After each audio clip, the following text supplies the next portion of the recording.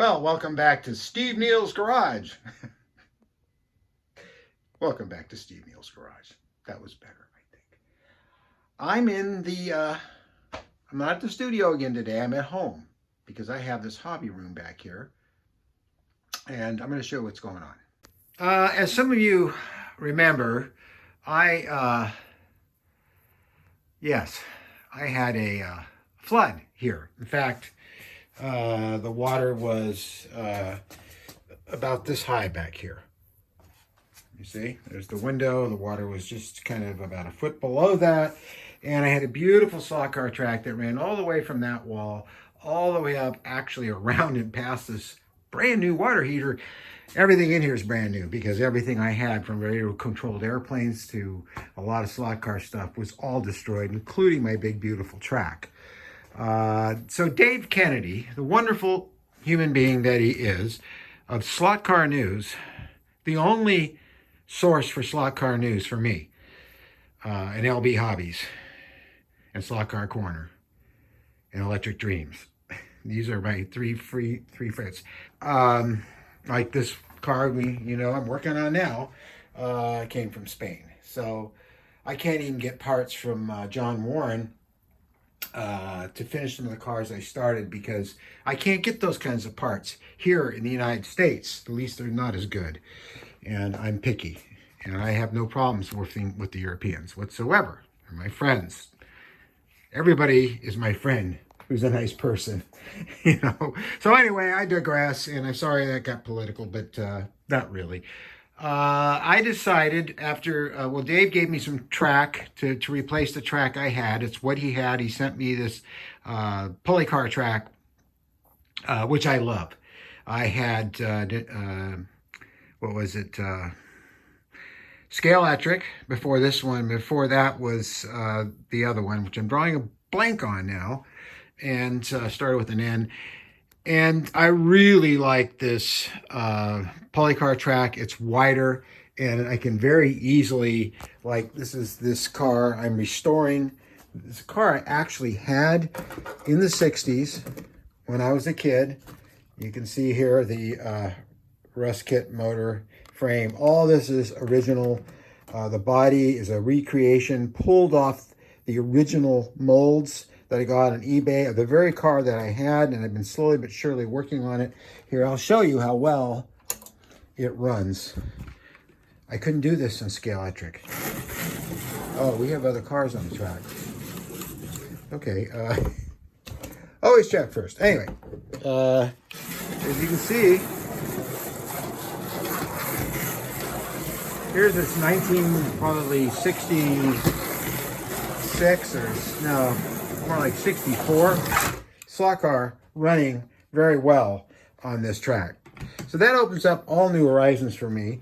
But the problem is that I built this at my studio while I was living there, while our house was being completely rebuilt, and it just isn't long enough. So I tried to go get some more polycar track, but found that they were sold out just about everywhere except Electric Dreams. I had, where is it? This piece of track here. I'm sorry if you don't like my video style. You should watch my professional videos I do, which are on tripods and shot very professionally with expensive gear. But I'm on the cell phone, and this is how I used to do things back when Steve Neill's Garage started, like in 2004, I think, or something like that. Anyway, so you can see a misalignment here. There's a straight line there, and it doesn't match that line over there. But if I put this here, like so, and I cut this section out here, and I move it down to here, I got 4 full straightaways from Electric Dreams, which is coming Thursday. So I'm going to cut this foam here, because this is embedded in the foam, it's flush, and move that down to here, and then fill in the gap and put in the straightaway sections, which will make the track this long. In other words, my straightaway will be much, much longer. Not as big as I'd like, and not as big as the original track, but right up there. And geez, that only cost me $40 with shipping from Electric Dreams, which is very close by. So that's what I'm doing. This is the slot car part of this. We'll take a look at the Seaview tomorrow when I get back to the studio. And of course, this car I have to do more work on too, but it's just so beautiful. I just love this thing. So that's it for today. This time I'm back at the studio, as you can see. Are you sick yet? Are you throwing up? Anyway, there we go. Yeah, things are coming along with this. This is darn near done. You can see in there pretty well. Come on, come on. And you can see the computer blinking back there. And lots of little bits have been put in. And I'm still cleaning up a little bit of the seam that's under here that I didn't see till I got it upside down. And then back here, everything's looking beautiful.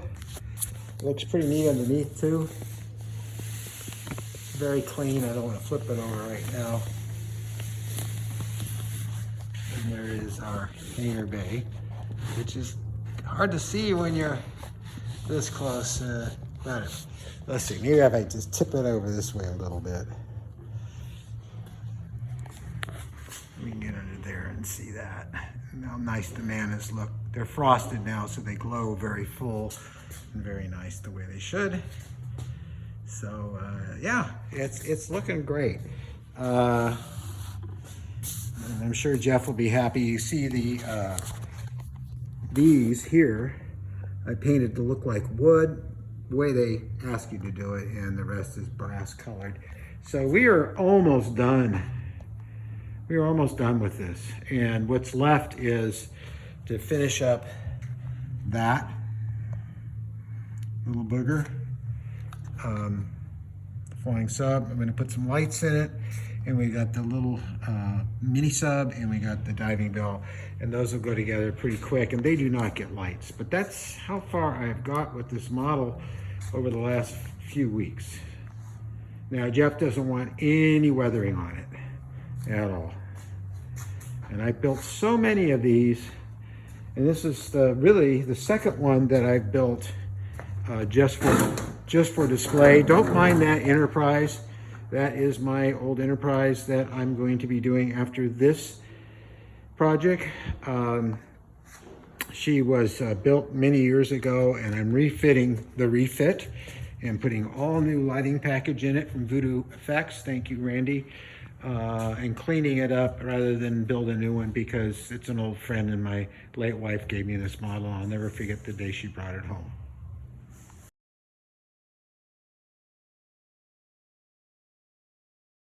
So here I am at the Spalda the Basin today. This field has been here, well, the club's been here since 1950, 75 years, amazing. And I brought 3 easy to fly airplanes today. The Aquila, which I built myself entirely from scratch, from plans, cut every single part out of wood. This was before I got a laser cutter. The classic Chaos pattern airplane, and the big Pete and Paul that I built as an experiment to build something out of foam board that worked out pretty well. So then Mark's got all his airplanes over here. We come down here together. There's Mark over there. It's a club meeting today, and there's the runway out there. We got a nice big runway and taxiways. It's really quite nice. I've been flying here since 1986. And then we got a nice Pete and Paul over here, which is what the plane is I built, but this one is a wooden plane, and it's prefab, but just a beautiful prefabrication with a really very expensive radial engine in it. So that's what I'm doing today for Steve Neill's Garage. I thought you'd get a kick out of seeing my other hobby. There's even gauges down inside this thing. I've never finished this airplane. But, it's got 2 dashboards. Anyway, looking forward to doing some flying.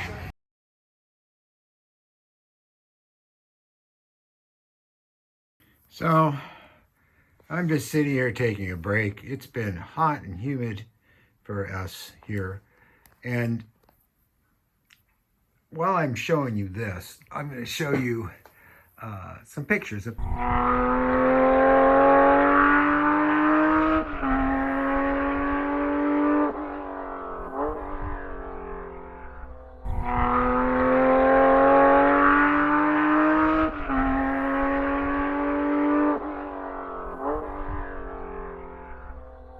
pop up to show you what I did to make this happen, because originally the track came to here, and then this was added to here.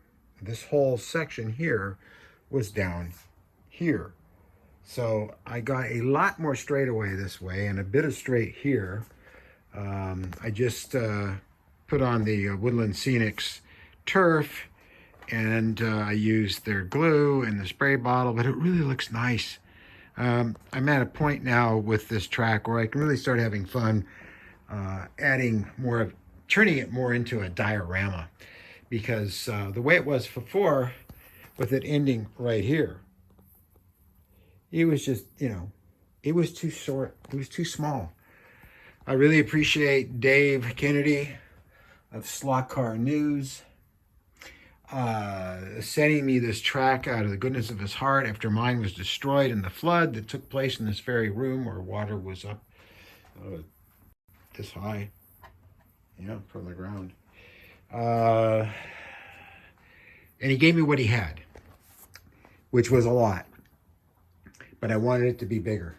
And when I made this at the studio, I just went by a 4x8 sheet. It's now 11 feet long. And so when I run cars on it, I'm running at 12 volt right now. I think it's okay to run a car. So much to choose from. These are all open wheel. Here's my scratch built Cooper. And I mean scratch built. I did this body completely from scratch. I have the molds for it still. And I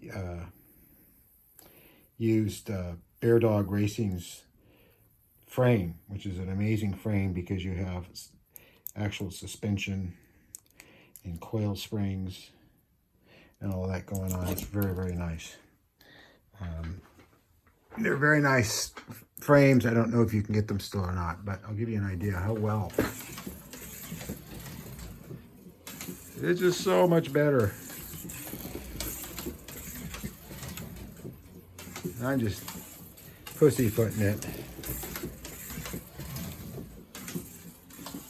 So, and the track just has such a better feel to it than it had, even with the changes I made in the original end, with the turf and everything. And what's back are my cows. They're very happy.